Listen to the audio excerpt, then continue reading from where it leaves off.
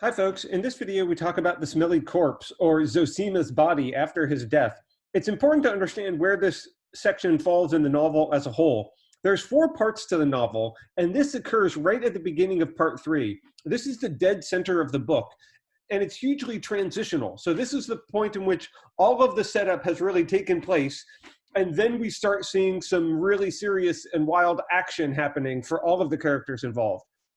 It's also good to notice that the name of this book, so the parts are divided into books, the books are divided into chapters. This is Alyosha's book. Each of the brothers has a lot of sections devoted to them by name. And so this tells us this is about his story, and this is about the kind of character arc, the fundamental transitions he's going to go through in the novel start happening here. So this helps, us pay attention to what Dostoevsky is really trying to convey. Now, one last thing I'll say about it is we really see in these passages, but it's been held throughout the entire novel, that the narrator is not the exact same person as Dostoevsky. The narrator actually speaks in a first personal I in a way in which it's obvious that it's not exactly the author, but nonetheless, there's many ways in which we can easily read Dostoevsky's view through the narrator's voice.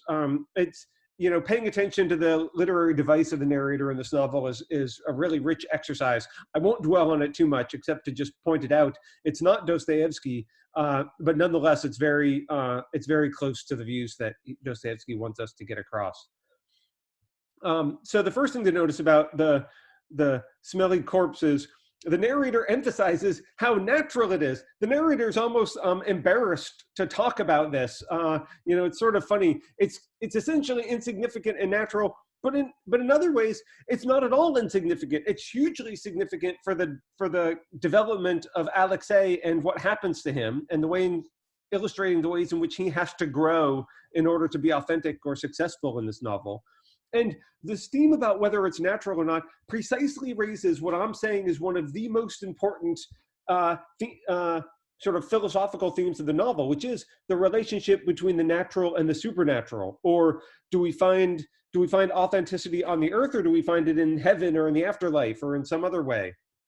And so it's really absolutely wonderful that it's the smelly, decomposing of a corpse precisely is the most bodily sort of, human beastly aspect, earthly aspect of ourselves. We are literally decomposing into dirt. We are returning to the earth. So this really illustrates the tension and this aspect of human nature that we can't deny, our bodily or earthy sides. Now, what we really want to know is how this relates to Alyosha's character arc and his relationship between the natural and the supernatural. So the very material basis for this episode, that it's a smelliness, something, whenever you're smelly in a crowd, it's sort of bodily embarrassing. Our bodies are liabilities that can cause us all sorts of embarrassments. So many of the characters in Dostoevsky are sort of sensitive souls or tenderhearted, or, people who are easily offended or easily embarrassed. So this is such an amazingly apt episode to be the crisis and one of the climaxes or catalysts for this Alyosha character.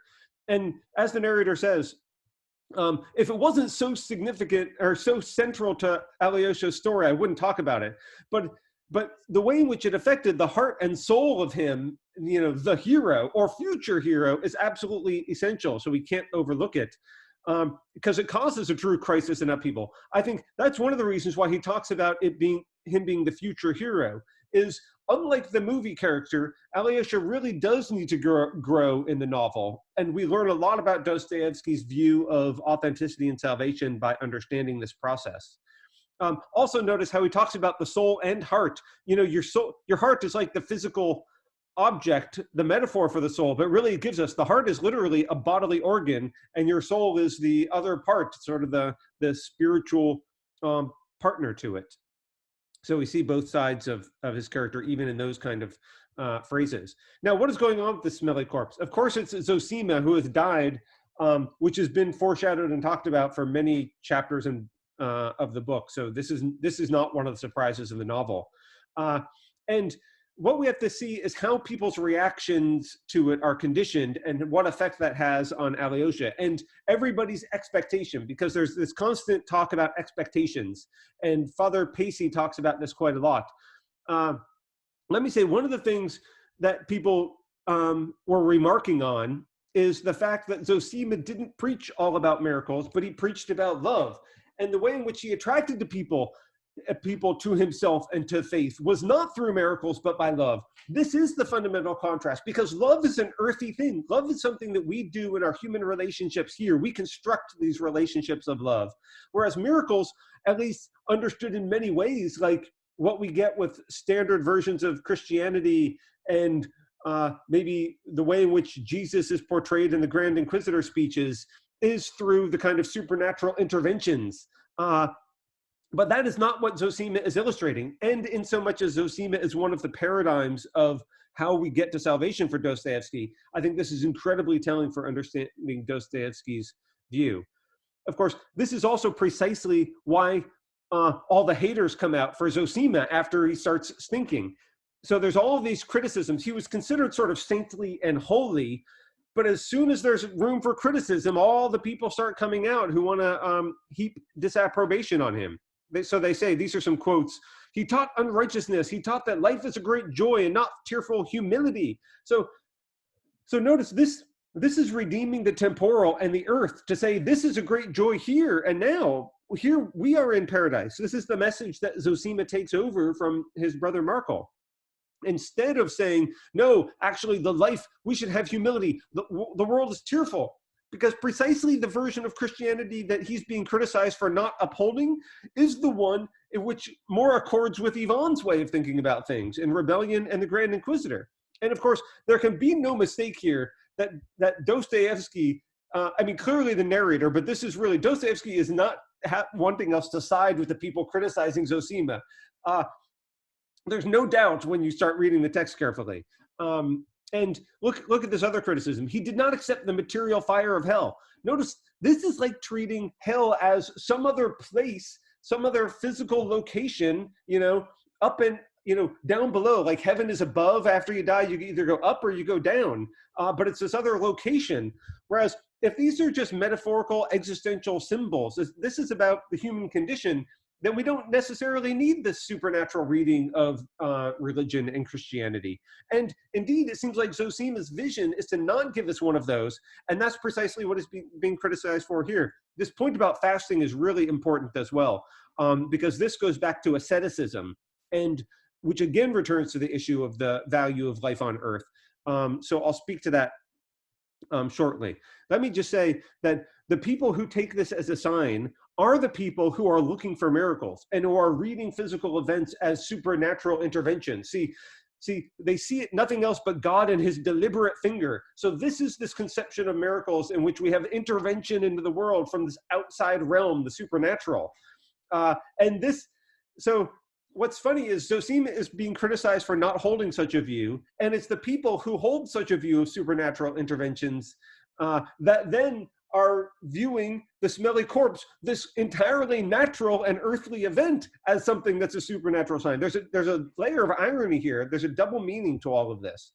Now, let me return to the discussion, one of the central themes I've been talking about throughout, which is the human condition in Dostoevsky's worldview, and the fact that we have this dual self. I've tried to illustrate many ways in which this comes up in the novel, because it's a theme of Dostoevsky's that he addresses in so many different subplots and so many different fashions. You really have to put all of them together to understand what he's saying. One of the ways in which this is contrasted is, if you deny either one of these sides, then you're going to end up with some characteristic problems, or I've talked about before, putting this in the language of forms of despair. So we've seen how, for example, Fyodor doesn't admit his noble side at all. He's repressing his ethical side by and large. And what happens is he is just a purely sensual beast. He is the character of complete lust and carnal passion. Whereas some of the other characters tend toward asceticism.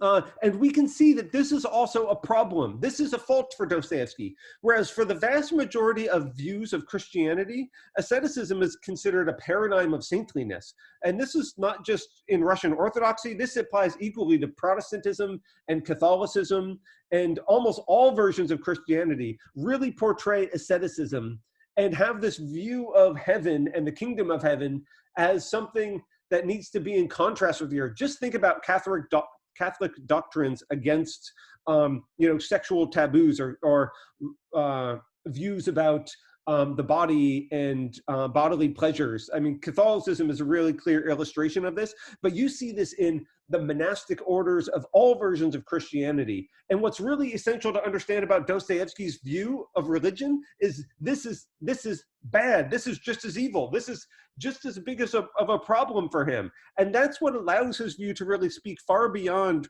Russian Orthodox Christianity in 1870 Russia, and to the human condition much more broadly, whether it's a religious or a secular or an atheist or an agnostic version of it.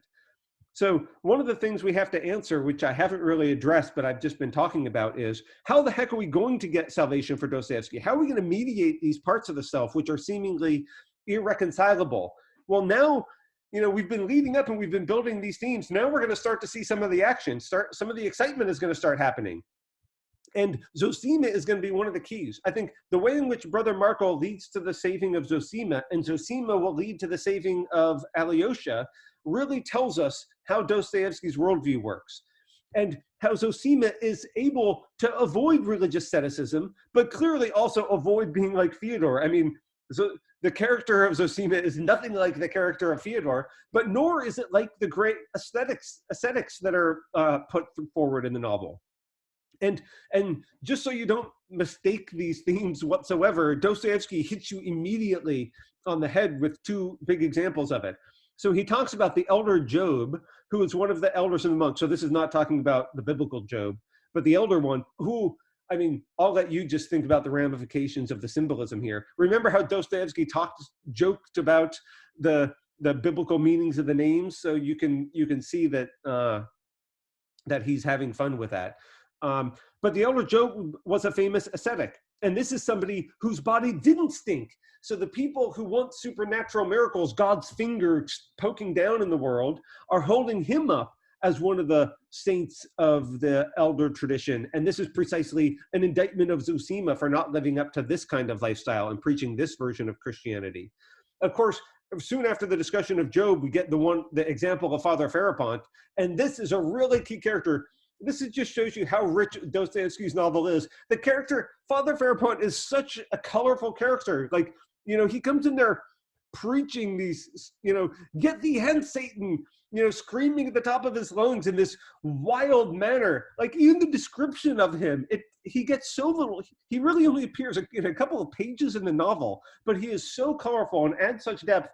I really hope somebody is inspired at the end of this class to make the whole text, the whole book, their summer reading. That would make me so happy. If you do, please send me an email after you finish the book. I'll be so pleased. I mean, just look, his bare chest, overgrown with gray hair, nothing on his feet. As soon as he started waving his arms, the heavy chains he wore under his habit began shaking and clanking. You can just get such an image of this wild character immediately. And of course, what he is one of these great ascetics. He's like Zosima's kryptonite. They are arch enemies. And look at the exact, so not just the description of Farapont, he's somebody who preaches, complete denial of the bodily pleasures. He won't even wear shoes. There's this Christian tradition of even harming the body, wearing belts that you tighten around your leg that have like barbs that dig into yourself to remind you of the mortality of your flesh. And all of these things. So Farapont wearing these chains under his habits speaks precisely to the versions of Christianity which Dostoevsky is lambasting, is indicting as fundamentally just as problematic as a wildly ungodly character like Fyodor. So what exactly are the criticisms Farapont levels at Zosima? Of course, it is that he denied devils. So we hear Ferapont, walking around like sweeping brooms in the corners and casting out devils before he's going to go into another room. So this is a person with this wildly mystical, supernatural conception of the forces of good and evil fighting it out on the human stage. Whereas Zosima is being indicted for having the completely opposite view. He's not preaching supernatural devils. He's not preaching asceticism. So look, this is again Ferapont's criticism. He did not keep the fasts. He was a tea sipper. This is just a wonderful phrase. Like, as if you're in league with the devil because you enjoy some tea. Like, this is serious asceticism, and it's just a hilarious, apt description. So this is the contrast between Ferapont and Zosima, that it really does come down to this issue of asceticism. And Zosima, we might not fully understand how this works, but this is giving us a lot of Dostoevsky's picture about how synthesis and unification and authenticity can happen. This is filling in some of the details. And I think a big part of that is a rejection of certain conceptions of miracles. The way in which the theme of miracles is so intertwined throughout the entire novel. If you go back and look, remember the pages, I should have pulled up the quote now, from the very first reading. If you look at the end of that reading, when they talk about the section on the elders, they precisely start talking about the meaning of miracles. So this is the seeds of this. We're starting to finally get some of the payoff, 350 pages in, but the seeds of this were literally set up in the first couple of pages of the novel. If you don't believe me, go back and look at reading number 1. Now, let me tie this in one last point to some of the other lectures where I talked about the existentialized symbols. We talked about heaven and hell and Jesus. I think the talk of miracles and the devils figures in the exact same way. Now, I've been telling you miracles happen in this book. And I've also been telling you, keep your eyes open, there are devils. But that was slightly unjust. There was something slightly misleading about that. There are devils in the book. The question is, do you have the eyes to see them? Ditto with miracles. There are literally miracles in the book. If you understand the book, there are miracles in it. But that's the funny thing, is you have to get the book to see the miracles, because otherwise, if you see it in a different way, there's nothing that Yvonne would maybe take issue with. It could look like a completely realistic novel. The novel is both realism and fantasy at the exact same time. And that's because Dostoevsky can have it both ways. There are not supernatural devils. Well, this is really funny. We don't read the sections later on. That things are going to get tough for Yvonne. In the book, the devil visits Yvonne. But again, you have to ask yourself, is this literally, Dostoevsky is not going off the rails and all of a sudden becoming magical realism. He's got it both ways. And that's one of the beauties of the novel. And it is so intricate and deep. So there are devils. I've been telling you, we've got to keep our eyes out for Yvonne and Smirjikov. And we'll see in the rest of this reading, the Rakitin character. But that doesn't mean that these are, red characters with horns. Or we'll even see, there are more devils in the novel, and we'll see that they might not conform to all of your expectations. Now, the same point about miracles. It's essential to understand that if you get Dostoevsky's view, there are miracles. We have the characters who come to the truth, say that there are miracles. Dmitri, Alyosha, Zosima. The question is, what are the events that are miraculous and what makes them? Because it goes back to this question of synthesis. Miracles, in a sense, are tied to our ability to unify ourselves. It's not that miracles are, God's finger meddling and poking his finger in his creation and having some kind of supernatural intervention. It's tied to this question of salvation. So it's not that we have supernatural miracles and then that's the basis of faith, which you might think is a lot of versions of Christianity, but it's rather quite the opposite.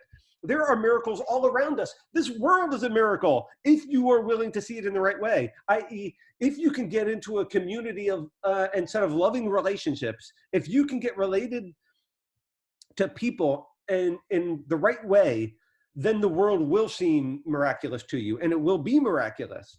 This is the message that we're meant to understand. Okay, thanks.